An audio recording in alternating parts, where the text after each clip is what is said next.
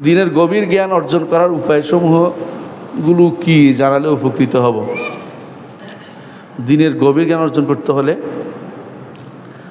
1 নম্বর হচ্ছে আরবি জানতে হবে। আরবি না জেনে দিনের গভীর, এই জন্য ইবনে তাইমিয়া রাহমাতুল্লাহ নিকট আরবি জানা ফরজ। কারণ আরবি না জানলে কোরআনও বুঝবেন না, হাদিস বুঝবেন না। আপনি যত গভীর চিন্তা করেন না কেন, গভীর যেতে পারবেন না। প্রথম আপনাকে আরবি জানতে হবে। 2 নম্বর হচ্ছে কোনো গভীর জ্ঞানী ব্যক্তির কাছে পড়তে হবে। যেমন ডক্টর সাইফুল্লাহ আছে, ডক্টর মঞ্জুর ইলাহি আছে, নাম ধরে বললাম বোঝানোর জন্য আপনাদেরকে। যেখানে সেখানে পড়বেন না, গভীর জ্ঞানী ব্যক্তির কাছে পড়বেন। গভীর জ্ঞানী ব্যক্তির কাছে পড়বেন।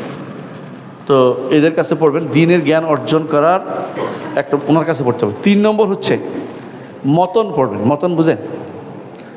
মতনগুলি অর্থাৎ আকিদার কিছু মতন আছে, মানে মূল পাঠ। কিছু আছে ব্যাখ্যা গ্রন্থ বিশাল। ব্যাখ্যা গ্রন্থ বিশালে প্রথমে যাবেন না।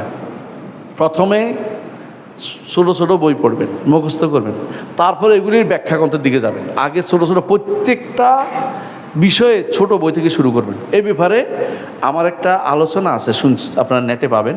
কিভাবে আলেম হওয়ার মতো একটা আলোচনা আছে, আলেম কিভাবে হব, ওইটা শুনবেন। কি কি বই পড়তে হবে, খুব বেশি না, আলহামদুলিল্লাহ।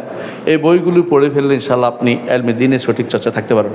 এর বাইরে ছোট ছোট বই পড়ে, বাংলা বই পড়ে, পিছনে পিছনে হাইটে মিছিল করে, মিটিং করে আপনি আলেম হবেন, আপনি জাহেল হবেন। আপনি জাহেল দিয়ে কাজ হবে, জাহাল তুমি।